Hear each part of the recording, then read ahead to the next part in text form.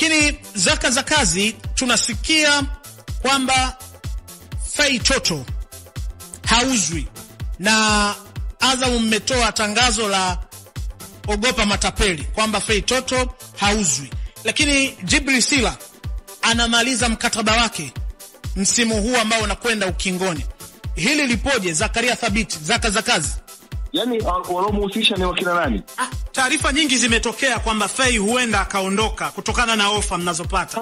Sasa mimi ninaongea. Hebu ongea tukusikie, Zaka za kazi. Unasemaje kuhusiana na Fei Toto? Ligi inakwenda ukingoni. Kuna haja ya kuingia shaka. Wanaongea watu wengine ambao sio sisi, na sisi tumeongea. Zaka, Azam mmeongea nini? Tuambie hapa kupitia EFM. Hii ndio kama msikie sisi ndio wenye mchezaji. Nasema sisi ndio tumesema. Hao wengine wote wakisema waneni ni wambea.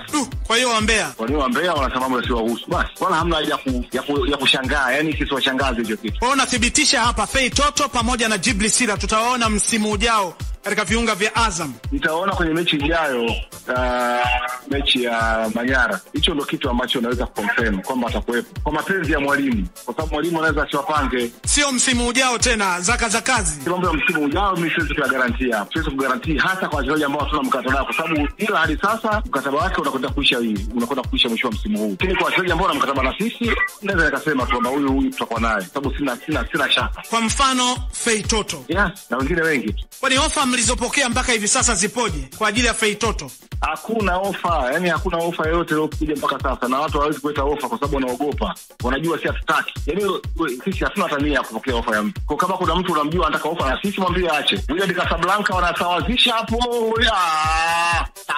Wydad wanatuangusha bwana. Okay, ndio hivyo bwana. Kwa hiyo vya msingi ni kwamba sisi hatuuzi, hatupo kwenye nafasi ya kutaka kuuza. Anayetaka kununua ajipinde mpaka mwisho. Yani ajipinde, ajikomeshe kwanza yeye mwenyewe kabla ya kuja kwa sisi, kwa sababu sisi hatuna mpango wa kuuza. Maana yake hata kile ambacho nyinyi mnakihitaji hamwezi kumwachia mchezaji. Sisi tunahitaji kitu gani? Sisi hatuna kile tunachohitaji. Sisi tunahitaji mchezaji. Kwa kama kuna mtu anakuja anadhani yeye mchezaji anamfaa zaidi kuliko sisi, ajikamue kwanza mpaka mwisho. Alafu ndio sisi tuangalia kama hiyo mwisho yake inatosha au haitoshi.